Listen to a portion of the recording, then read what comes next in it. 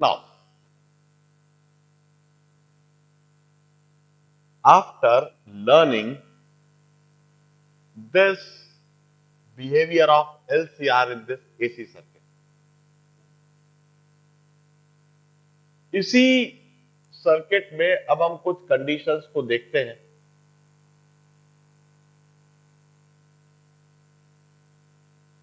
हमने यह देखा कि पीक करंट इंपेडेंस पर डिपेंड करता है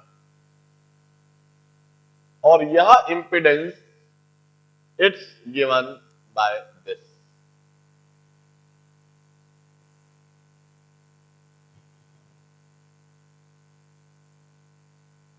मैं फेजर डायग्राम साफ कर देता हूं इस बात को समझाने के लिए। एंड इवन ओके, ये चीज बनी रहने दूंगा।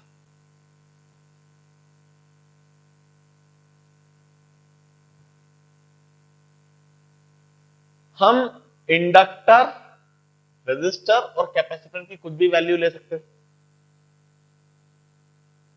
रेजिस्टेंस तो जनरली फिक्स हो जाता है। रेजिस्टेंस फिक्स कैसे हो जाता है?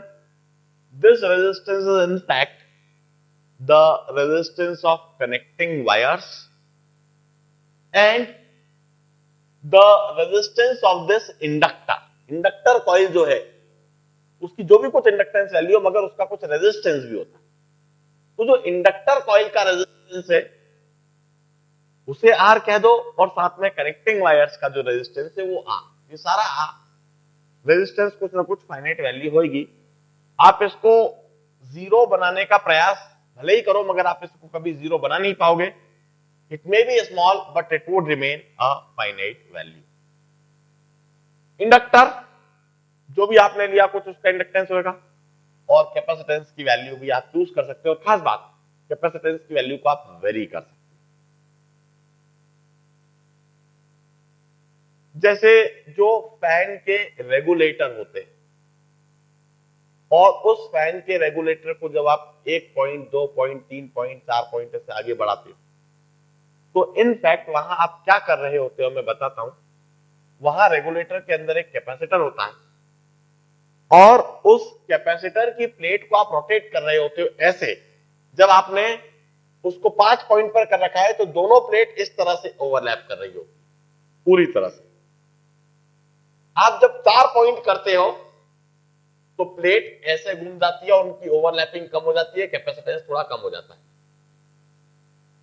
3 पॉइंट पर कर देने से वो और ऐसे घूम जाती है। एक कहो कि एक प्लेट फिक्स है, दूसरी प्लेट ऐसे घूम रही है। इन प्लेट में ओवरलैपिंग कम हुआ, कैपेसिटेंस और कम हो गया। आपने 2 पॉइंट करा तो ये और ऐसे घूम गई, कैपेसिटेंस और कम हो गया। 1 पॉइंट पर इस तरह से और 0 पॉइंट पर ऐसे हो गया। अब दोनों प्लेट बिल्कुल भी आमने सामने है ही नहीं, उनके बीच में कोई कैपेसिटेंस है ही नहीं, कैपेसिटेंस ही हो गया। इस तरह से जब आप फैन के रेगुलेटर को ऐसे घुमाते हो तो जनरली जो रेगुलेटर होते हैं वह कैपेसिटिव होते हैं और इस तरह से कैपेसिटेंस चेंज करके आप वहां पर सर्किट का रिएक्टेंस चेंज करते हो। उस रिएक्टेंस को चेंज करके आप फैन की स्पीड बढ़ाते और घटाते। इसी तरह से जब आप रेडियो ट्रांजिस्टर की जब फ्रीक्वेंसी की ट्यूनिंग करते हो तो वहां पर भी आप कैपेसिटेंस चेंज करते हो। अलग अलग कैपेसिटर की वैल्यू चेंज करके आप फ्रीक्वेंसी के साथ में ट्यूनिंग करते हो। अब यह ट्यूनिंग कैसे की जाती है हम समझाते हैं। मान लीजिए हमने इंडक्टर और कैपेसिटर की वैल्यू कुछ इस तरह से चूज कर ली। If inductor and capacitor are chosen such that omega L becomes equal to 1 by omega C or XL becomes equal to XC.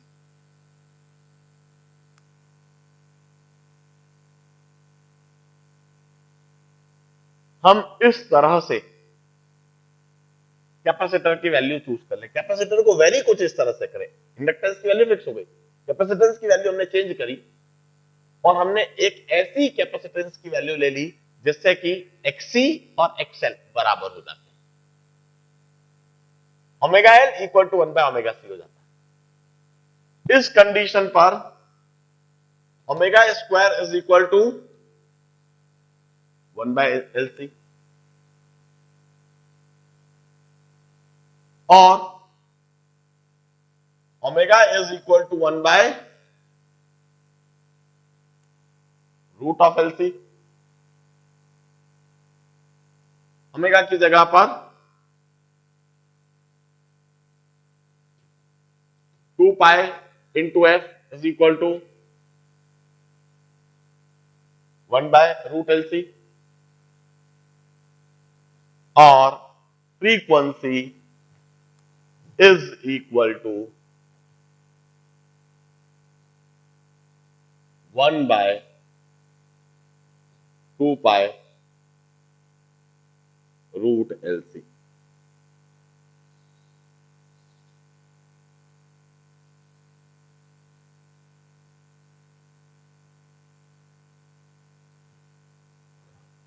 This angular frequency or this frequency is termed as resonating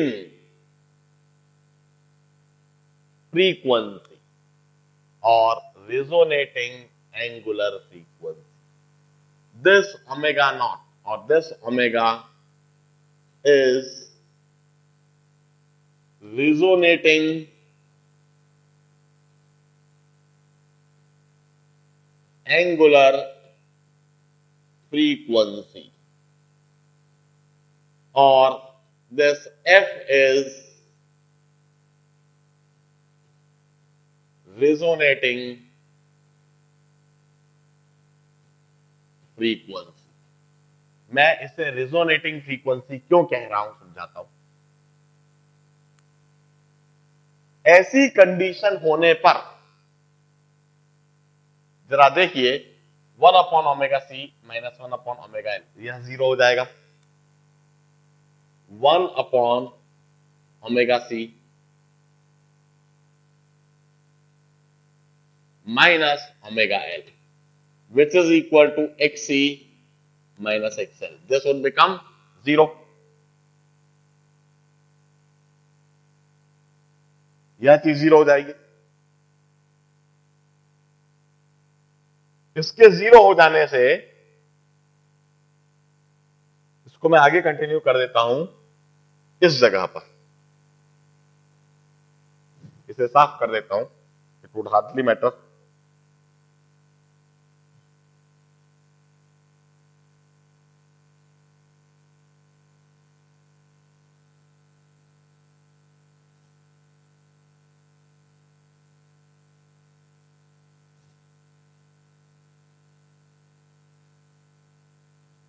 in this situation 1 by omega C minus omega L जो कि XC minus XL है वो 0 हो जाएगा। impedance would become maximum,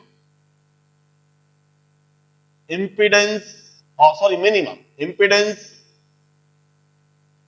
of circuit Z would be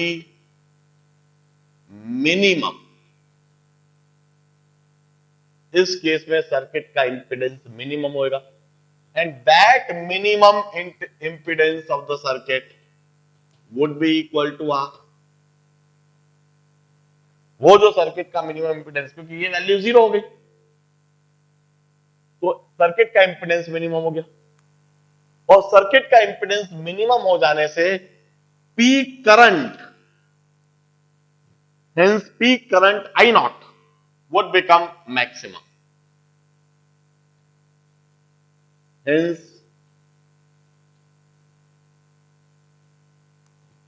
peak current I naught would become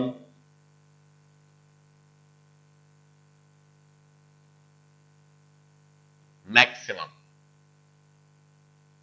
circuit में peak current maximum हो जाएगा and that peak current would be E naught by Z जो कि हो जाएगा E naught by R।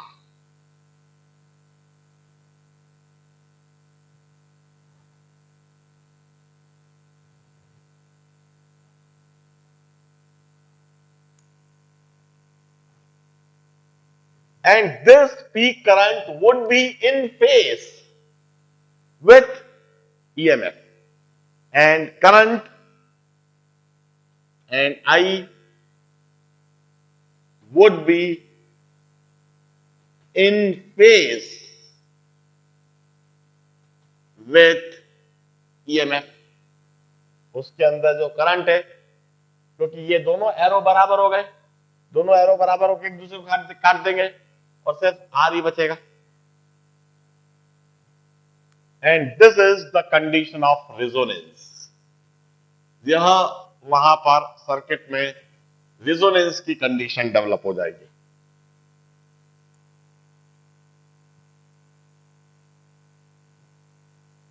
This is the condition of resonance।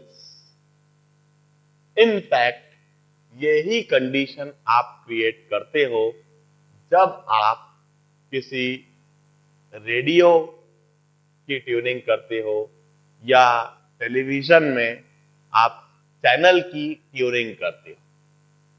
अलग अलग channel के द्वारा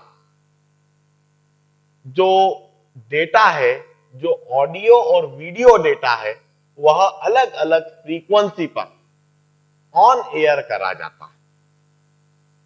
आई मीन टू से, स्टार न्यूज है, स्टार न्यूज के द्वारा ऑडियो और वीडियो डेटा एक पर्टिकुलर फ्रीक्वेंसी पर ही डिस्ट्रीब्यूट करा जाता है, ऑन एयर डाला जाता है। चारों तरफ वी सेट के माध्यम से एक पर्टिकुलर फ्रीक्वेंसी पर वह सारा ऑडियो वीडियो फैलाया जाता है। जबकि जी न्यूज के द्वारा अलग फ्रीक्वेंसी होगी, आज तक के द्वारा अलग फ्रीक्वेंसी होगी, IBN 7 के द्वारा अलग फ्रीक्वेंसी होगी। अलग अलग चैनल अपना ऑडियो और वीडियो डेटा अलग अलग फ्रीक्वेंसी पर ऑन एयर करते हैं। वाइल ट्यूनिंग देम, जब आप अपनी टेलीविजन में ऑटो ट्यून करती हो या मैनुअल ट्यून करती हो, तो उस ट्यूनिंग के दौरान वाकई में आप इंडक्टर और कैपेसिटर की वैल्यू को चेंज करती हो और किसी पर्टिकुलर फ्रीक्वेंसी के साथ ट्यून करने के लिए आप एक पर्टिकुलर इंडक्टर कैपेसिटर की वैल्यू लेते हो, सो दैट यह वैल्यू इसके बराबर हो जाए, उस फ्रीक्वेंसी के बराबर। जब इंडक्टर कैपेसिटर की वैल्यू उस फ्रीक्वेंसी से बराबर हो जाती है, जैसे आपको स्टार न्यूज देखना है, तो स्टार न्यूज की फ्रीक्वेंसी आपको समझना होगी कि स्टार न्यूज अपना ऑडियो और वीडियो डेटा किस फ्रीक्वेंसी पर ऑन एयर करता है। वो फ्रीक्वेंसी आपको समझ के उस फ्रीक्वेंसी के बराबर आपको इंडक्टर कैपेसिटर लेना होगा, इस तरह से सेट करना होगा। जब आप इस फ्रीक्वेंसी को सेट कर दोगे, ट्यूनिंग हो जाएगा एकदम से आपकी टीवी चैनल पर, आपके टीवी स्क्रीन पर स्टार न्यूज दिखने लगेगा, उसका ऑडियो वीडियो डेटा दिखने लगेगा। हल्का सा इधर उधर गए तो ऑडियो भी डिस्टर्ब होएगा, वीडियो भी डिस्टर्ब होएगा। ज्यादा इधर उधर गए तो पूरा डिस्टर्ब हो जाएगा, खत्म हो जाएगा। हम जो ट्यूनिंग करते हैं, रेडियो की ट्यूनिंग या टीवी की ट्यूनिंग, वो इनफैक्ट यही काम करते हैं। हम कहते हैं कि जब ये जो फ्रीक्वेंसी है, मैं पीक करंट वर्सेस फ्रीक्वेंसी यदि ड्रॉ करूं, यह पीक करंट और इधर फ्रीक्वेंसी, तो एक पर्टिकुलर फ्रीक्वेंसी पर पीक करंट मैक्सिमम हो जाता है।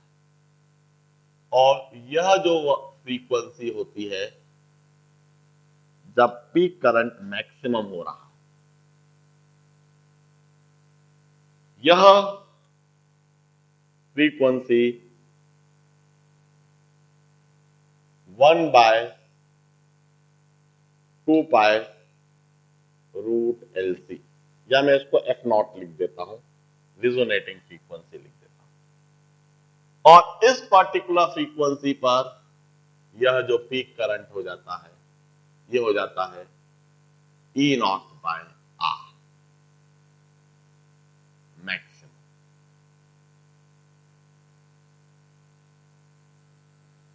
बाकी किसी भी दूसरी फ्रीक्वेंसी पर करंट कम होता है, करंट कम होने से वो सिग्नल रिसीव नहीं हो पाता, और इसी पर्टिकुलर फ्रीक्वेंसी पर करंट मैक्सिमम हो जाता है तो वो सिग्नल रिसीव होते हैं। This is the resonance in electrical circuits। Electrical circuits में यह रेजोनेंस फिनोमेना है। बड़े ध्यान से इस पूरे बात को नोट डाउन कीजिए, इधर से नोट डाउन करना चालू करेंगे। इस केस में हम कहते हैं if EMF is given by E naught sine omega t, then current is given by E naught by R sine omega t. EMF और करंट सेम फेज में आ जाएंगे, इधर से नोट करना चालू करेंगे। इसको क्यों ना हम ओमेगा नॉट लिख दें, एफ नॉट थ्रूआउट हर जगह,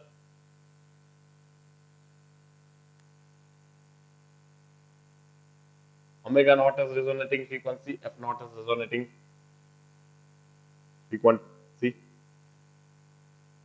इस पर्टिकुलर कंडीशन पर एंगुलर फ्रीक्वेंसी को ओमेगा नॉट, फ्रीक्वेंसी को एफ नॉट लिख देते। इस कंडीशन पर ऐसा होएगा, इंपेडेंस ऑफ सर्किट मिनिमम हो जाएगा, तो Z मिनिमम की वैल्यू लिख दी, पीक करंट मैक्सिमम हो जाएगा, इस केस में पीक करंट की वैल्यू लिख दी, और यह पीक करंट ईएमएफ के साथ फेज में होएगा, इसको रेजोनेंस कंडीशन कही, और यह पीक करंट की वैल्यू फ्रीक्वेंसी के बदलने से ऐसे बदलती है, इस पर्टिकुलर फ्रीक्वेंसी पर पीक करंट मैक्सिमम और ईएमएफ और करंट इस तरह से लिखा जाएगा। Observe this behavior।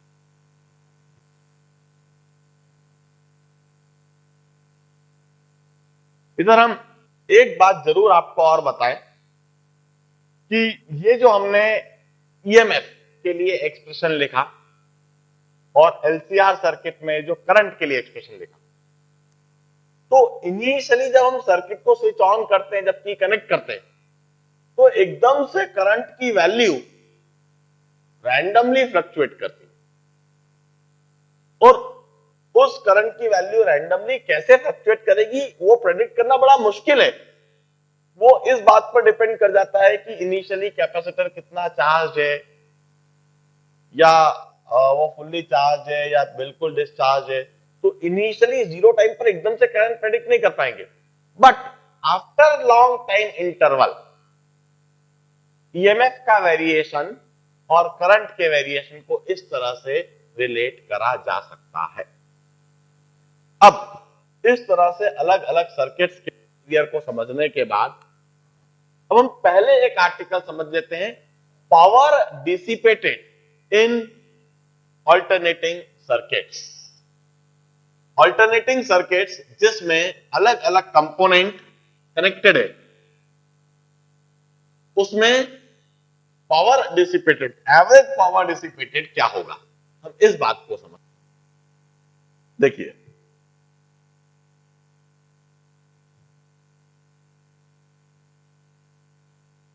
my next article is average power dissipation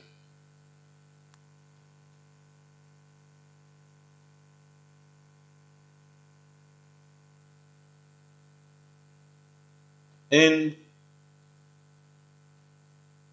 AC circuits।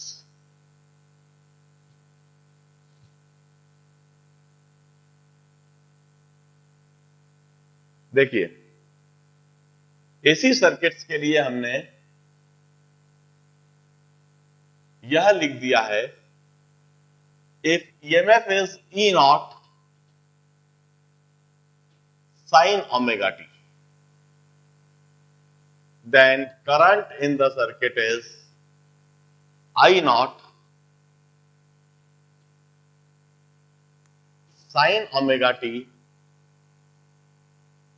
plus phi।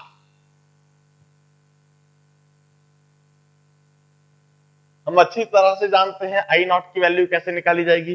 I naught would be E naught by Z, where Z is impedance of the circuit. Phi की value कैसे निकाली जाएगी? Phi is tan inverse of x by r. Here x is reactance of circuit and r is resistance of circuit. X would be equal to xc minus xl. ये हमने already समझ लिया है अभी के सारे जितने भी हमने सर्किट पढ़े उसमें. अब how do we define power as? Power की डेफिनेशन क्या है? Instantaneous power is current into EMF, current into potential is instantaneous power.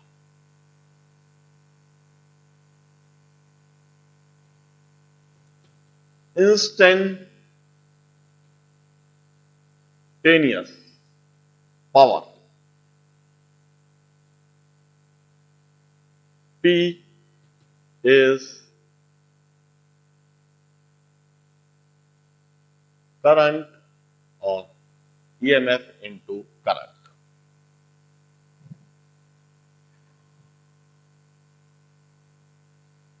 This is instantaneous power dissipated, मतलब power dissipated at any time. So this power dissipated at any time is E naught sin omega t into I naught sin omega t plus phi.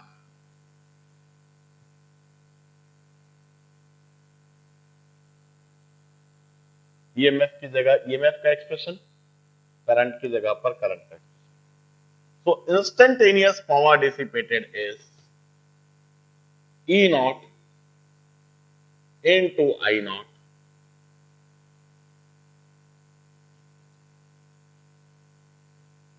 sin omega t into sin omega t plus phi की जगह sin omega t cos phi plus cos omega t sin phi.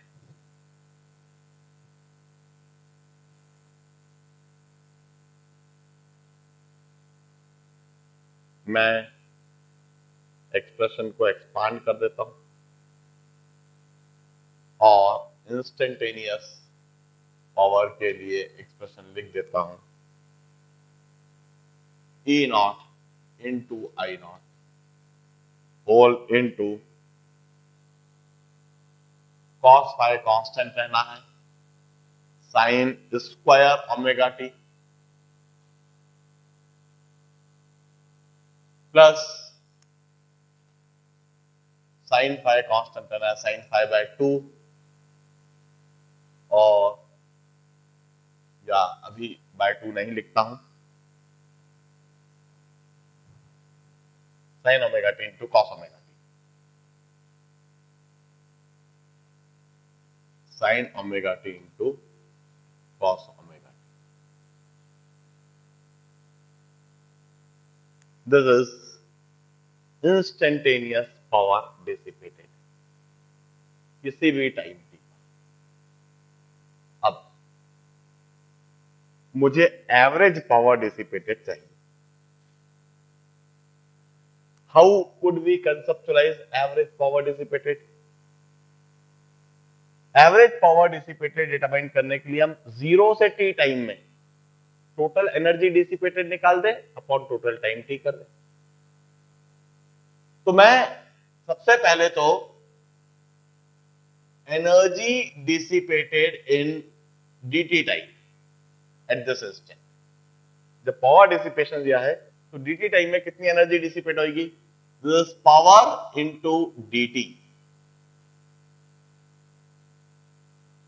Power की जगह पर E not I not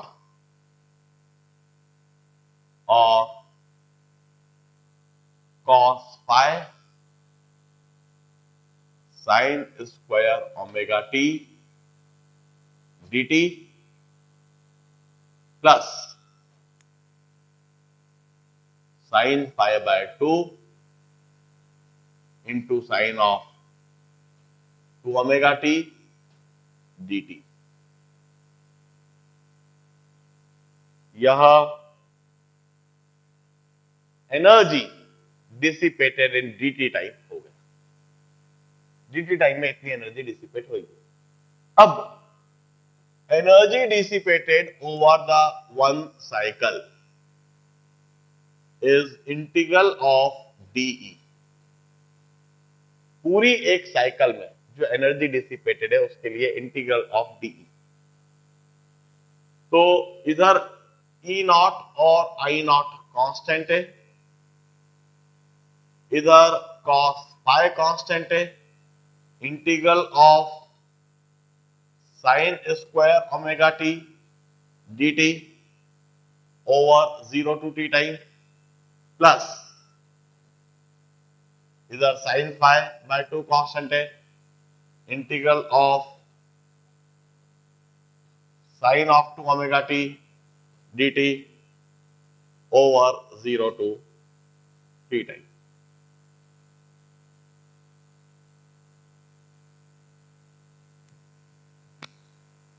अब sin square omega t की जगह हम लिख देंगे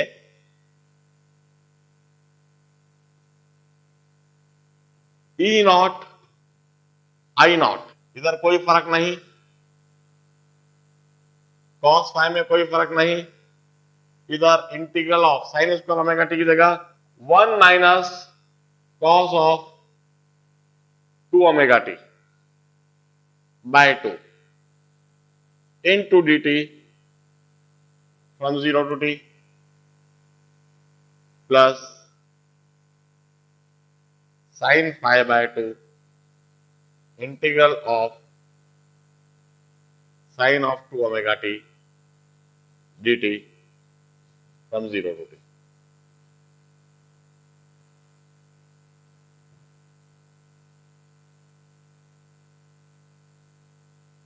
अब this E is equal to E naught I naught into, इधर मैं लिखूंगा cos phi integral of dt by 2 from 0 to t minus cos phi of cos of 2 omega t dt by 2 from 0 to t plus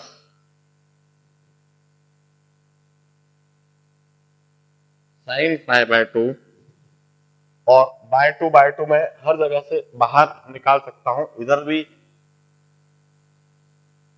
by 2 बाहर लिख सकता हूं और इधर भी by 2 बाहर लिख सकता हूं. Integral of sin 2 omega t dt from 0 to t.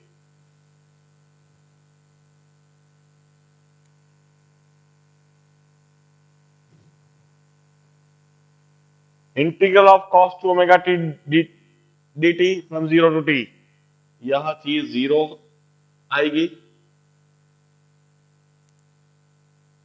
और integral of sin omega 2 dt from 0 to t, यह भी 0 आएगी और इंटीग्रल ऑफ dt आ जाएगा t from 0 to t.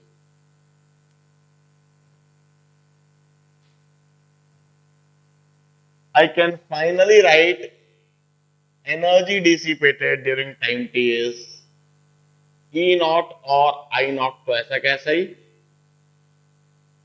cos phi by 2 ऐसा कैसा ही, और इंटीग्रल ऑफ dt हो जाएगा t माइनस c.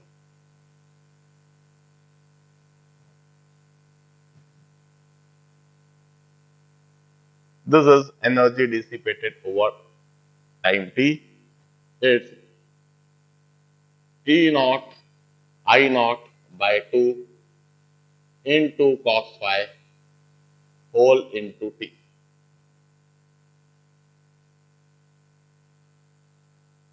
अब एवरेज पावर डिसिपेशन के लिए मैं साधारण सा कंसेप्ट लगाऊंगा. It's total energy dissipated upon total time. And let me right it here.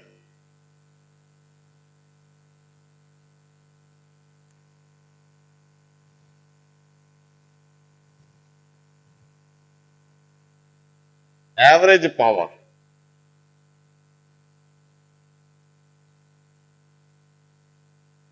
is, this is P average, it's total energy upon total energy over the cycle upon total time t.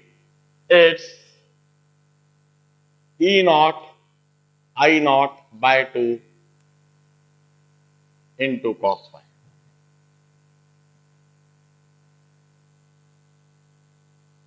So this average power may be written as E naught by root 2 लिख दो into I naught by root 2 into cos phi. And finally, I can conclude that average power dissipated in any AC circuit is ERMS into IRMS into cos phi.